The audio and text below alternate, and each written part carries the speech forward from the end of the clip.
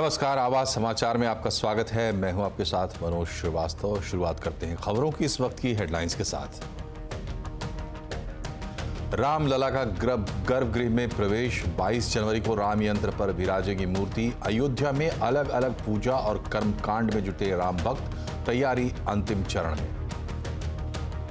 प्राण प्रतिष्ठा पर 22 जनवरी को केंद्रीय कर्मचारियों को हाफ डे की छुट्टी। इधर पीएम मोदी ने राम मंदिर पर डाक टिकट किया जारी। बैंकिंग सेक्टर को लेकर चिंता की जरूरत नहीं, हमसे एक्सक्लूसिव इंटरव्यू में बोले RBI governor Shaktikanta Das. Credit ecosystem पर बनी है नजर, लेकिन अभी रेट कट नहीं। FY24 के लिए 7% जीडीपी ग्रोथ का अनुमान।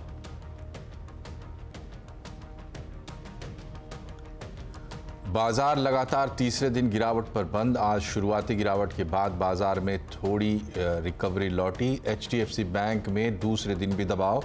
सेंसेक्स 314, निफ्टी 110 पॉइंट गिरकर बंद। ईडी के चौथे समन पर भी हाजिर नहीं हुए केजरीवाल। नोटिस को बताया गैर कानूनी। कहा ईडी का मकसद गिरफ्तार कर चुनाव प्रचार से रोकना। शराब घोटाले में आरोपी नहीं तो समन क्यों। एयर स्ट्राइक पर ईरान पाकिस्तान में बढ़ा टेंशन। पाकिस्तान ने भी किया जवाबी हमला। ईरानी राजदूत को भी निकाला। ईरान ने कहा हमले में 9 विदेशी नागरिकों की हुई मौत।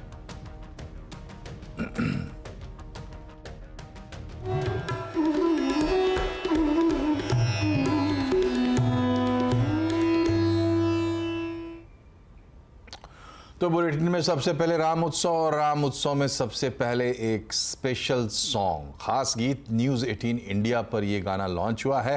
आप भी इस गाने का आनंद लीजिए।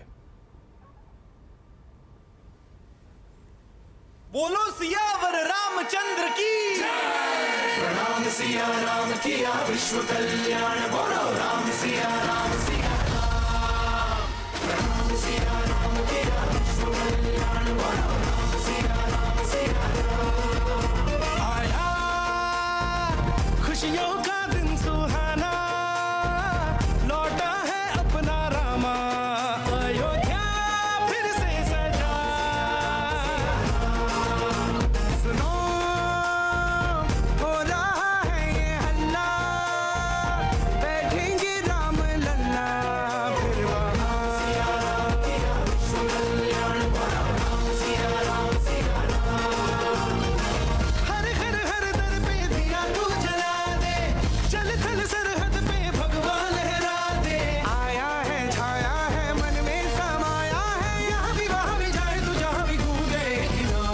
पल पल में युग युग में हर क्षण में राम। हर तन में हर मन में कण कण में राम।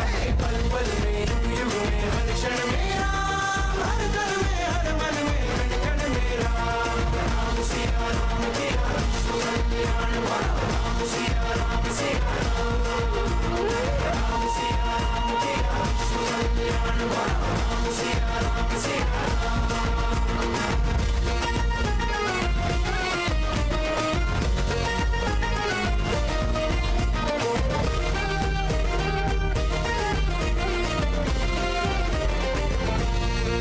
इस दिन के इंतजार में दशकों से ये आंखें तरस गई। आएगा ये तो विश्वास था, अब जो तो यहाँ लौटा है। स्वागत गान गाए जिसके लिए मन में गंगा जिसके हाथ में है। जीते भी मरते भी काम काज करते भी सुख में दुख में हर एक मुख में गर जाएगी राम। पल पल में युग युग में हर क्षण में राम। हर तन में हर मन में कण कण में राम। पल पल में युग युग में हर क्षण में राम। हर तन में हर मन में कण कण में राम। राम सिया राम किया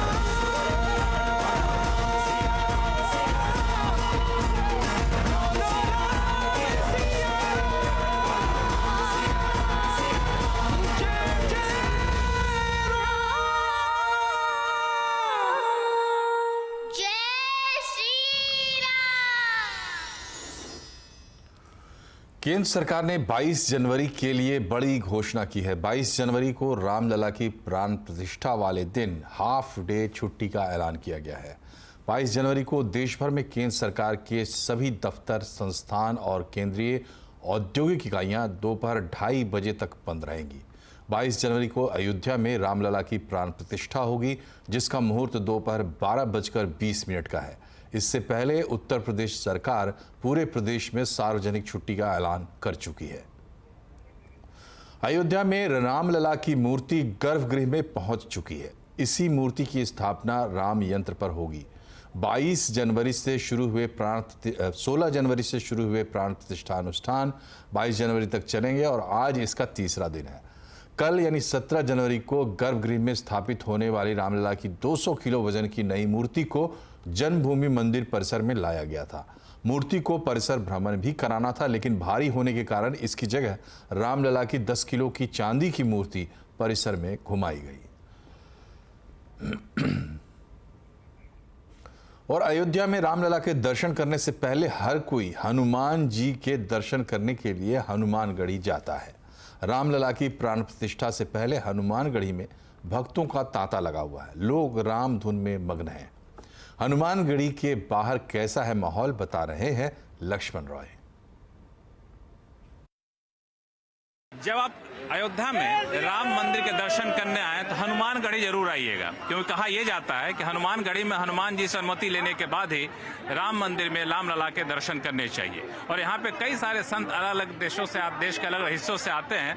और आप कहाँ से आए? जी मैं तो यहीं के हैं, हनुमानगढ़ी के। हमारा नाम राजकुमार दास है। हनुमानगढ़ी के इस मंदिर की क्या खासियत है? खासियत चारों जुग प्रताप तुम्हारा है, प्रसिद्ध जगत उजियारा, साधु संत के तुम रखवारे, निरंतर राम दुआरे। ये तो भगवान जब जा रहे थे तो हम यहाँ तो आप अपने बात की शुरुआत आपको संग से करनी कर देते हैं।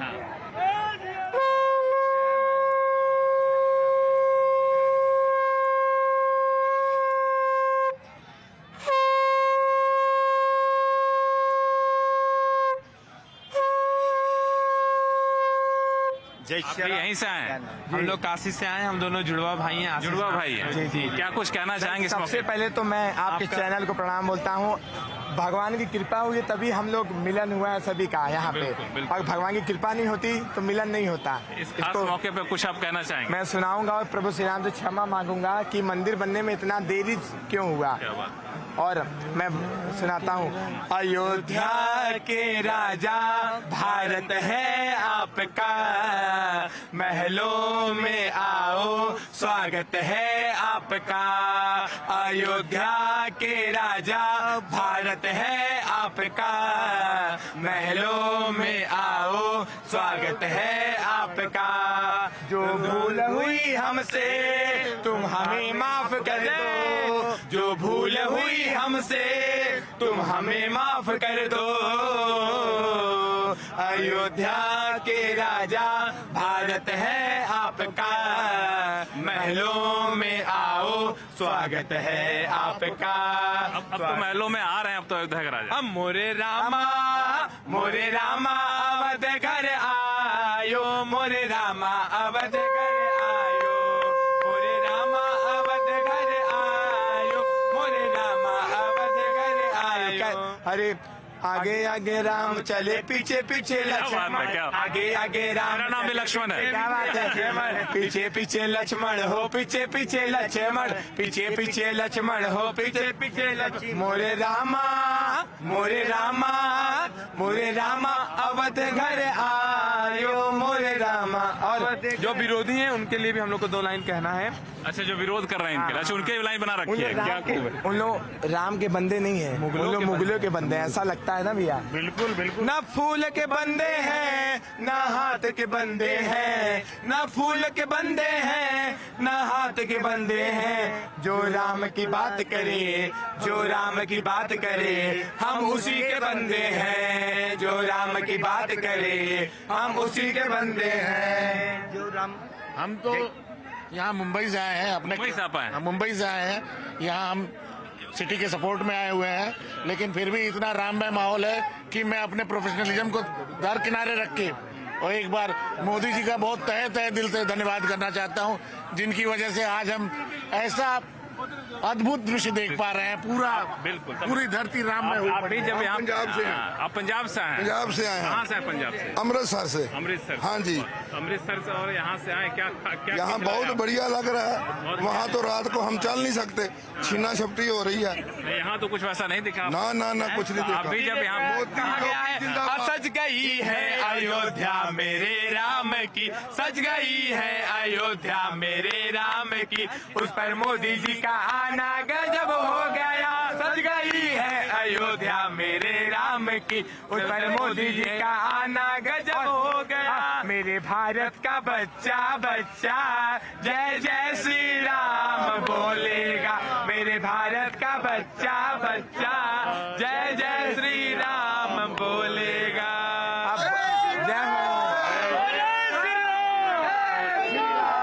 तो ये है अयोध्या, और जब भी आप हनुमानगढ़ी आएंगे तो ऐसा नज़ारा आपको देखने को मिलेगा, इसलिए यहाँ आना आप मत भूलिएगा।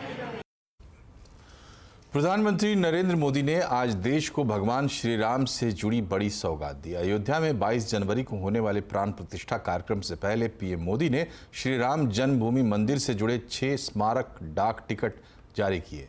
इनमें राम मंदिर, भगवान गणेश, भगवान हनुमान, जटायु, केवट राज और मां शबरी के डाक टिकट शामिल हैं। प्रधानमंत्री ने श्री राम से जुड़े डाक टिकटों का संग्रह भी जारी किया। इसमें 20 देशों के 48 डाक टिकटों का संग्रह है। पीएम मोदी ने कहा कि डाक टिकट ऐतिहासिक अवसरों, विचारों और इतिहासों को अगली पीढ़ी तक पहुंचाने का माध्यम होते हैं। आज जो ये स्मारक डाक टिकट जारी किए गए हैं, उनसे हमारी युवा पीढ़ी को भी बहुत कुछ जानने सीखने को मिलेगा। मैं अभी देख रहा था, इन टिकटों में राम मंदिर का भव्य चित्र है, कलात्मक अभिव्यक्ति के जरिए राम भक्ति की भावना है और मंगल भवन अमंगलहारी इस लोकप्रिय चौपाई के माध्यम से राष्ट्र के मंगल की कामना है। मंदिर के आंतरिक वास्तु के सौंदर्य को बड़ी बारीकी से इन डाक टिकटों पर प्रिंट किया गया है। डावोस में आरबीआई गवर्नर शक्तिकांत दास ने कहा है कि बैंकिंग सेक्टर को लेकर चिंता की जरूरत नहीं है। आरबीआई की पूरी नजर बनी हुई है, सभी जरूरी कदम उठाए जाएंगे। लेकिन उन्होंने कहा कि अभी रेट कट नहीं किए जाएंगे और FY24 जीडीपी के लिए 7% ग्रोथ का अनुमान उनका बरकरार है। शीरीन भान के साथ उनका एक्सक्लूसिव इंटरव्यू देखिए। शक्तिकांत दास जी, बहुत बहुत धन्यवाद हमसे बात करने के लिए। अगर ग्रोथ की बात करें, इन्फ्लेशन की बात करें, दोनों को मुद्देनजर रखते हुए आपको किस प्रकार का रवैया दिख रहा है आगे चलते हुए? इंडिया का जो इन्फ्लेशन है, एक टाइम वैसा था कि यूक्रेन वॉर के तुरंत बाद अप्रैल 2022 को 2022 में 7.8% इन्फ्लेशन हो गया था, हेडलाइन इन्फ्लेशन अप्रैल में 2022 में।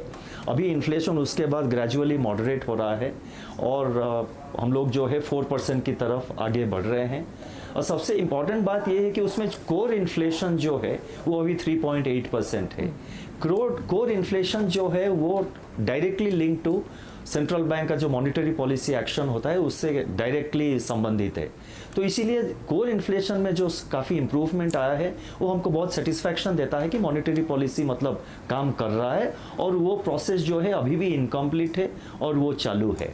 तो इन्फ्लेशन जो है वो टारगेट रेंज के अंदर आ गया है, लेकिन हम 4% की तरफ आगे अभी बढ़ रहे हैं और वो उसके ऊपर हम काफ़ी अभी ध्यान दे रहे हैं। ग्रोथ जो है पिछले 3 साल इस साल को मिला के ग्रोथ जो है 7% के ऊपर रहा है, 9.1 फिर 7.2 पिछले साल और इस साल 7.3 एक्सपेक्टेड है। तो 3 साल 7% प्लस ग्रोथ और अगले साल के लिए हमारे ये एक्सपेक्टेशन है कि 7% ग्रोथ रहेगा। तो 4 साल लगातार 7% ग्रोथ जब होता है कोई भी इकोनॉमी के लिए वो बहुत अच्छा, मतलब बहुत एक अच्छा पॉजिटिव साइन है और उसके लिए जो ज़रूरत है उसके तरफ आरबीआई का जो कंट्रीब्यूशन है हम करते रहेंगे। तो कटौती के लिए वेट करना पड़ेगा, कितना वेट करना पड़ेगा? नहीं, मैं कोई टाइमलाइन नहीं दे सकता हूं। कटौती की बात तो अभी हमारे एजेंडा में नहीं है। मैं बहुत साफ साफ कह रहा हूं, जो हमारा मॉनेटरी पॉलिसी है वो एक्टिवली डिसइन्फ्लेशनरी, जैसे मैंने इंग्लिश में कई सारे जगह मैंने कहा है, हमारा अभी ये प्रायोरिटी है कि इन्फ्लेशन को हम 4% हेडलाइन इन्फ्लेशन को 4% तक हम ले जाए और वहाँ पे वो होल्ड करे। ये नहीं कि एक महीने में मतलब वो 4% हो गया और फिर हमने विक्ट्री डिक्लेयर कर दिया, वो नहीं है। 4% के पास वो उसको रहना चाहिए।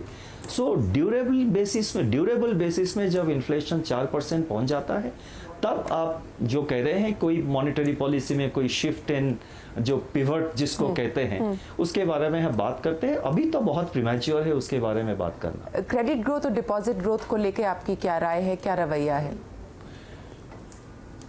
कोई मतलब अभी कोई चिंता की कारण नहीं है। Banking at the systemic level as well as bank individual bank level में अभी कोई चिंता की बात नहीं है। उसके तरफ हम हमेशा ध्यान देते रहते हैं, उसमें कोई चिंता की बात नहीं है। भारत पे किस प्रकार का रवैया है? आपने कई सारे लीडर से बात की है, क्या कह रहे हैं भारत के बारे में? बहुत कॉन्फिडेंस है। आई थिंक ग्लोबल कॉन्फिडेंस बहुत भारत के ऊपर है और भारत का जो कंट्रीब्यूशन जो मतलब बहुत ग्रोइंग कॉन्फिडेंस हम देख रहे हैं और काफ़ी एक्सपेक्टेशन भी है भारत से कि मतलब ग्लोबल ग्रोथ में भारत और ज़्यादा कंट्रीब्यूट करे। Thank you. और अब आपको बताते हैं आज के बाजार की कहानी। कल की भारी गिरावट के बाद आज भी बाजार में गिरावट रही और इसी के साथ सेंसेक्स 314 अंक गिरकर 71,187 पर बंद हुआ। निफ्टी 110 अंक गिरकर 21,462 पर बंद हुआ। सबसे ज्यादा दबाव मेटल, बैंकिंग, आईटी शेयरों में रहा। फार्मा, रियल्टी और ऑटो इंडेक्स में हल्की बढ़त देखी गई। बाजार में भारी गिरावट के बाद पेडिग्री एडवाइजर के फाउंडर दिलीप भट्ट का कहना है कि बाजार में निवेशकों को अब सावधानी से निवेश करना चाहिए और निवेशक लंबी अवधि के लिए निवेश करें तो बेहतर है। जिस तरह से जो सेल ऑफ हुआ है, I think it has got everybody unaware, but ये एक एक्सपेक्टेड था कि शायद मार्केट कोई भी एक वजह को साथ में लेकर उसके लिए करेक्शन की तरफ चल सकती है। इसको ध्यान में रखते हुए ऐसा लगता है one should not be in a hurry to buy. We all know that the markets are simply ahead of the fundamentals. ये लेवल्स ऐसे हैं यहाँ पर हमको बहुत इन्वेंट करना पड़ता है reasons to justify the valuations. लेकिन अभी एक थोड़ा बहुत भी अगर मौका मिलेगा तो थोड़ा शायद cautiously वेट करना चाहिए before you try to enter. Long term तो इसमें कोई दो राह नहीं है कि Indian markets are the best under Modi government. और अब बात उन शेयरों और कंपनियों की जिनका संबंध राम मंदिर और अयोध्या से तगड़ा है। सुमित मेहरोत्रा आज फिर लाए हैं एक ऐसा ही शेयर जो राम धुन में मग्न होकर खूब दौड़ रहा है। आज इस श्रृंखला में हम लेकर आए हैं एक और कंपनी जो कि कुछ हद तक सरोकार रखती है इस पूरे बड़े इवेंट से, और कंपनी का नाम है सीई इन्फो यानी कि मैप माई इंडिया। दरअसल ये ट्रिगर पॉइंट तब हुआ जब रिसेंटली कंपनी की मैनेजमेंट से हमारी बातचीत हो रही थी और उन्होंने बात मेंशन की कि अयोध्या में एक बड़े मैपिंग प्रोजेक्ट्स को लेकर कंपनी ऑलरेडी कामकाज कर रही है और डिजिटल मैपिंग में इस कंपनी का ऑलरेडी स्पेशलाइजेशन है और स्पेशलाइजेशन के तहत कंपनी को एक वहाँ पर ऑर्डर भी आता हुआ दिखाई पड़ा है। एडवांस डिजिटल मैपिंग की ये कामकाज करने वाली कंपनी है, जिसमें मैपिंग पोर्टल में इसरो जैसी कंपनी के साथ भी कंपनी ऑलरेडी कामकाज कर रही है। तो एक नेविगेशन से रिलेटेड जो मैप्स हैं वो कंपनी प्रोवाइड कराती है। करीब 850 से ज़्यादा कंपनी के पास ग्राहक हैं, तो इसमें प्राइवेट और गवर्नमेंट रिलेटेड प्रोजेक्ट्स भी कंपनी डील कर रही है। अब कंपनी ने रिसेंटली एक नया मैप लॉन्च किया है, रामायण मैप के नाम से ये मैप कंपनी की तरफ से आता हुआ दिखाई पड़ा है, जिसको मैपल्स ऐप जो कंपनी की प्रोमिनेंट ऐप है उसके जरिए कंपनी ने इस मैप को जारी किया है। फिजिकल और प्रिंटेड मैप आर्ट वर्क के ज़रिए ये जारी किया गया है और इसका जो तमाम जो युग थे, त्रेता युग से लेकर बाकी युग, वो भी इस मैप के अंदर मेंशन किए गए हैं। मैप के ज़रिए संस्कृति और धरोहर दोनों की जानकारी भी दी गई है और कई धार्मिक स्थलों की मैपिंग भी इसके अंदर मौजूद है। इनफैक्ट रिसेंटली मैनेजमेंट ने ये भी कहा कि अगर किसी को बहुत डिटेल में किसी एक स्ट्रक्चर के बारे में जानना है तो तमाम डिटेल भी उस मैप के अंदर आपको आते हुए दिखाई पड़ेगी। हालांकि इस ट्रिगर के बीच में इस शेयर में एक अच्छा मूव आता हुआ दिखाई दिखाई पड़ा है। करीब करीब 35% के आसपास बीते 6 महीने में स्टॉक ऑलरेडी चल भी चुका है। वैल्यूएशन पार्ट महंगा ज़रूर है, मल्टीपल 85 के आसपास पहुंच चुका है। नंबर्स ठीक ठाक थे, लेकिन अदरवाइज मल्टीपल थोड़ा सा महंगे साइड पर ज़रूर जा चुका है। इसके अलावा कंपनी को अगर इस कारोबार के अलग कारोबार में भी देखें तो बहुत सारे प्रोमिनेंट ग्रोथ इंजन्स कंपनी के लिए ऑलरेडी कामकाज कर रहे हैं, जिसमें रिसेंटली उन्होंने बात मेंशन की कि आने वाले समय में एक ऑटोमोबाइल स्पेस में कंपनी को बड़े ट्रिगर्स मिल रहे हैं, यानी करीब करीब 60 लाख गाड़ियां जो हैं वो इनके मैप्स का इस्तेमाल कर सकती हैं। 1000 से ज़्यादा कॉर्पोरेट कस्टमर कंपनी के साथ जुड़ने का अनुमान वो गोइंग फॉरवर्ड लगाकर चल रहे हैं। खुद उन्होंने ये बात मेंशन की अपने प्रेजेंटेशन में। और 1000 से ज़्यादा सरकारी जो अलग अलग छोटी बड़ी ऑर्गेनाइजेशन है वहाँ से भी कंपनी की बातचीत चल रही है। मोबिलिटी डिवीज़न में भी उनको लग रहा है कि 3 करोड़ से ज़्यादा नए मोबाइल यूज़र्स कंपनी के साथ ऐड होते हुए दिखाई पड़ सकते हैं। तो बहुत सारे प्रोस्पेक्ट भी हैं, लेकिन ऑब्वियसली बात है हाल फिलहाल में तेज़ी आई है तो थोड़ा वैल्यूएशन पार्ट महंगा है। फिर से कोई रिकमेंडेशन नहीं है, बस एक स्टॉक जो कि इस बड़े इवेंट से कुछ हद तक सरोकार रखता है उसका जिक्र यहाँ पर किया गया है। देश की सबसे छोटी electric SUV Tata Punch EV के दाम पर से पर्दा उठ गया है। वहीं टाटा मोटर्स पैसेंजर व्हीकल्स के एमडी शैलेश चंद्रा का कहना है कि उनकी कंपनी का लक्ष्य ईवी की बिक्री 50% तक ले जाने का है। अभी करीब हमारे पोर्टफोलियो में 12 से 15% है, पूरी इंडस्ट्री लेवल पे 2.5% के आसपास होगी है। और मुझे लगता है अगले 3 वर्षों में हम लोग की कोशिश रहेगी कि अपने पेनिट्रेशन को कम से कम हम लोग 25% कर पाए और इस दशक के अंत तक हम लोग कोशिश करेंगे कि 50% तक इसकी पेनिट्रेशन हो जाए। दिल्ली के मुख्यमंत्री अरविंद केजरीवाल आज फिर ईडी के समन पर हाजिर नहीं हुए।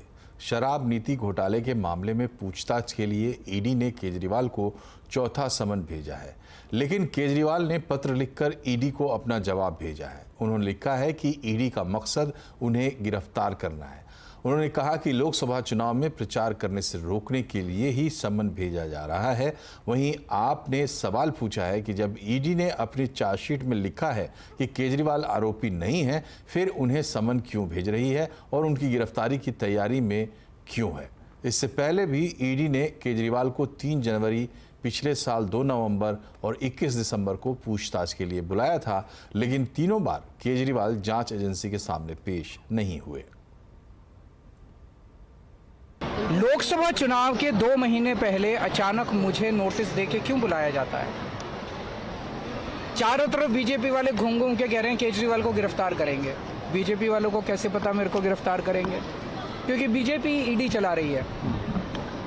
तो मुझे अभी गिरफ्तार क्यों करेंगे लोकसभा चुनाव के पहले? क्योंकि वो नहीं चाहते कि लोकसभा चुनाव में मैं प्रचार करूं। तो बेसिकली इस पूरी कवायद का ये सम्मान और ये जो सारी कवायद है, इसका मकसद केवल ये है कि केजरीवाल को लोकसभा चुनाव के पहले गिरफ्तार करके उसको चुनाव में प्रचार करने से रोको। केवल ये इनका मकसद है। तो मैंने आज उनको जवाब दिया है और आगे देखते हैं क्या होता है। विपक्षी गठबंधन में सीट शेयरिंग को लेकर अभी भी बातचीत ही चल रही है। बैठकों का दौर चल रहा है। कहां फंस रहा है सीट शेयरिंग का पेच? आज आवाज अड्डा में इसी पर होगी बड़ी चर्चा, शाम 7:57 पर।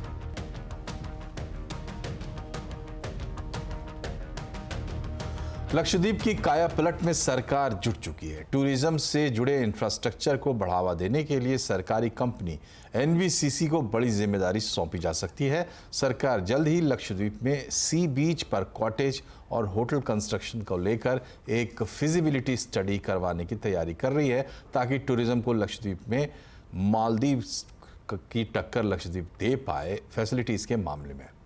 और बता रहे हैं डिटेल आलोक प्रियदर्शी।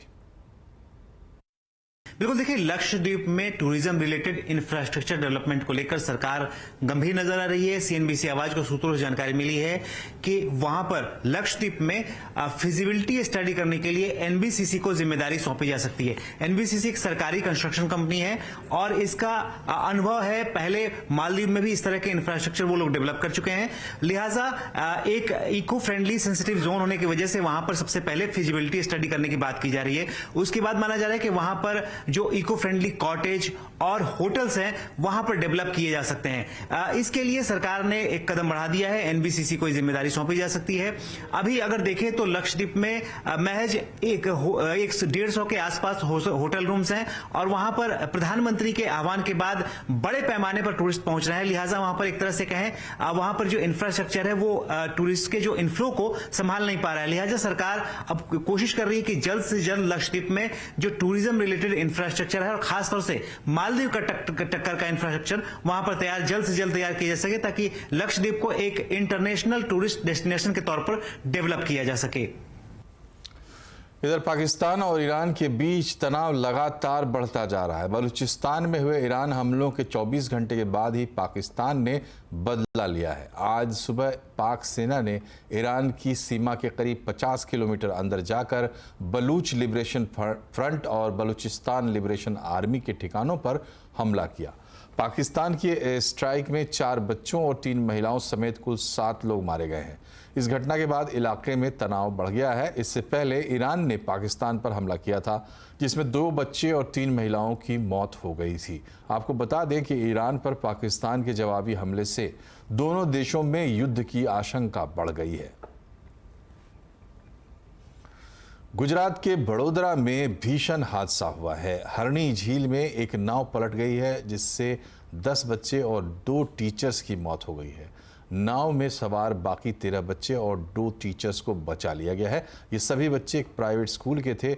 उन्हें बिना लाइफ जैकेट पहने ही नाव में बिठाया गया था। बड़ोदरा के कलेक्टर AB गौर ने इस पूरे मामले की जांच की बात कही है। केंद्रीय नागरिक उड्डयन मंत्री ज्योतिरादित्य सिंधिया ने आज हैदराबाद में विंग्स इंडिया कार्यक्रम में एयर इंडिया एयरबस A350 का उद्घाटन किया। विंग्स इंडिया 2024 के उद्घाटन सत्र में ज्योतिरादित्य सिंधिया ने कहा कि देश में हवाई अड्डों और बंदरगाहों की संख्या मौजूदा 149 से बढ़कर 200 से ज़्यादा हो जाएगी। घरेलू यात्रियों की संख्या 2030 तक बढ़कर सालाना 30 करोड़ होने की उम्मीद है। ये आंकड़ा 2023 में 15.3 करोड़ था।